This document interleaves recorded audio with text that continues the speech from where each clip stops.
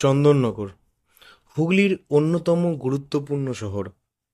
আর চন্দননগর মানেই জলভরা সন্দেশ আর জগদ্ধাত্রী পুজো।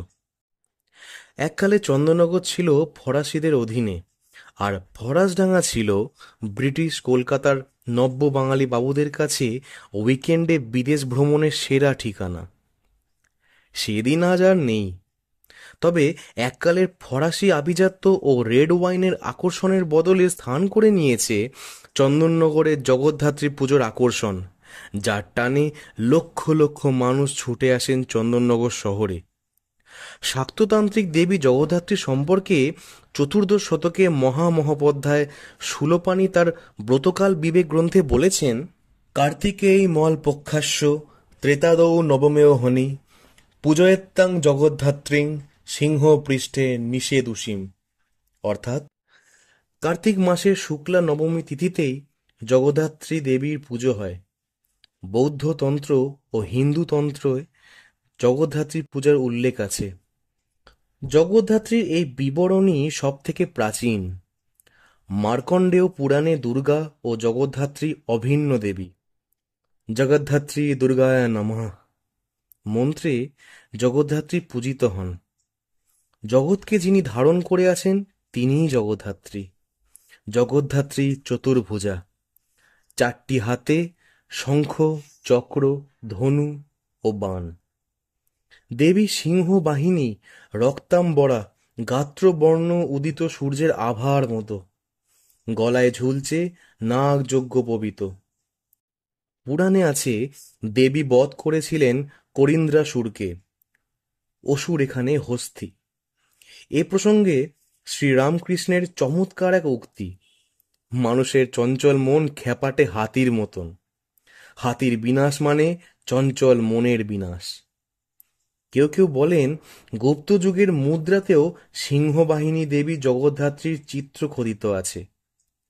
তবে এই সিংহবাহিনী দেবী জগদ্ধাত্রী কিনা সে সম্পর্কে বিতর্কের অবকাশ আছে। চন্দননগরের জগদ্ধাত্রী পুজো তার ঐতিহ্যে, আলোকসজ্জায় এবং সাবেকিয়ানায় যে খ্যাতি অর্জন করেছে, বাংলার আর কোনো অঞ্চল তা পারেনি। ইতিহাস তার সাক্ষী। তবে চন্দননগরে জগদ্ধাত্রী পুজোর প্রচলন কিভাবে হয়েছিল তা নিয়ে রয়েছে নানান মত।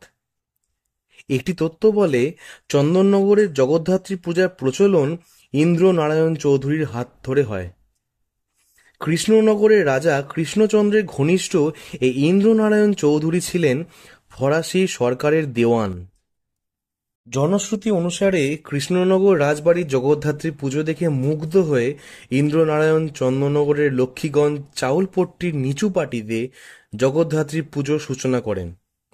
যদিও এই কাহিনী নিয়ে মতান্তর আছে, কারণ ইন্দ্রনারায়ণের মৃত্যু হয়েছিল 1756 সালে, আর 1756-এ কৃষ্ণনগরে জগদ্ধাত্রী পুজোর প্রচলন আদৌ হয়েছিল কিনা তা নিয়ে যথেষ্ট দ্বিমত আছে গবেষকদের মধ্যেই। লক্ষ্মীগঞ্জ বাজারের পিছন থেকে চাউলপট্টির শিববাটি ঘাটের পাশেই আদি মায়ের স্থায়ী মণ্ডপ। এই বাজারের চালের ব্যবসায়ীরাই এককালে এই পুজোর দায়িত্বে ছিলেন। আজ সেই চাউলপট্টির চালের আড়ত না থাকলেও এই বাজারের ব্যবসায়ীরাই এখনো এই শতাব্দী প্রাচীন পুজো চালিয়ে যাচ্ছেন।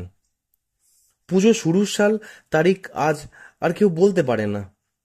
আনুমানিক 300 বছরের প্রাচীন পুজো হিসেবেই পরিচিত। চাউলপট্টির আদি মায়ের পুজো এখনো আগেকার মতো যাবতীয় নিয়মাদি মেনেই পালন করা হয়। ষষ্ঠীর দিন মাকে শাড়ি ও গয়না পরানো হয়। চুঁচুড়ো, চন্দননগর, হুগলি সহ আশেপাশের বিভিন্ন অঞ্চল থেকে ভক্তরা মানত করে মাকে বেনারসি শাড়ি দান করেন। এছাড়া অনেক ভক্তরা নিজেদের মনস্কামনা পূরণ হলে সোনা বা রূপোর গয়না গড়িয়ে দেন।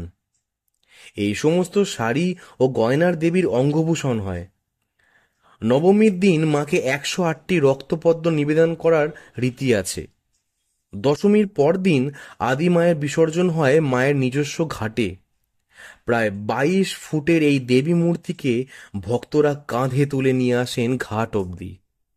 ঘাটের আশেপাশে ও গঙ্গাবক্ষে নৌকাতে অগণিত দর্শনার্থীদের ভিড়ে তিল ধারণের জায়গা থাকে না।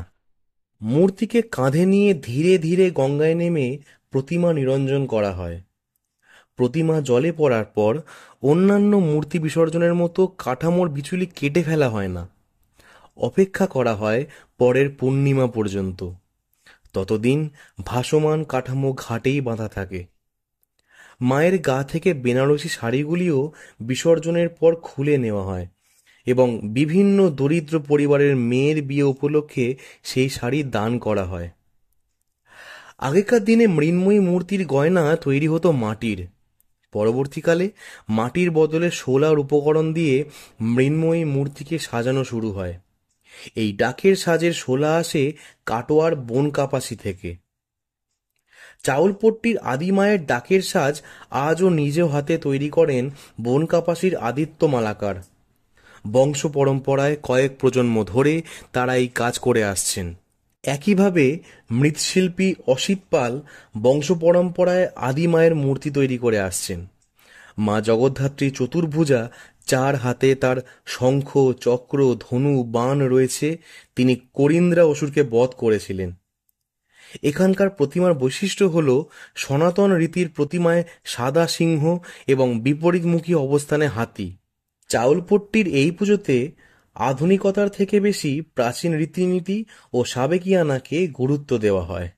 আমাদের গল্পগুলো যদি আপনাদের ভালো লেগে থাকে তাহলে অবশ্যই আমাদের চ্যানেলটিকে সাবস্ক্রাইব করুন, কমেন্টের মাধ্যমে জানান কীরকম লাগছে, বেল আইকনটি প্রেস করুন পরবর্তী ভিডিও পাওয়ার জন্য। সবাই ভালো থাকুন, ধন্যবাদ।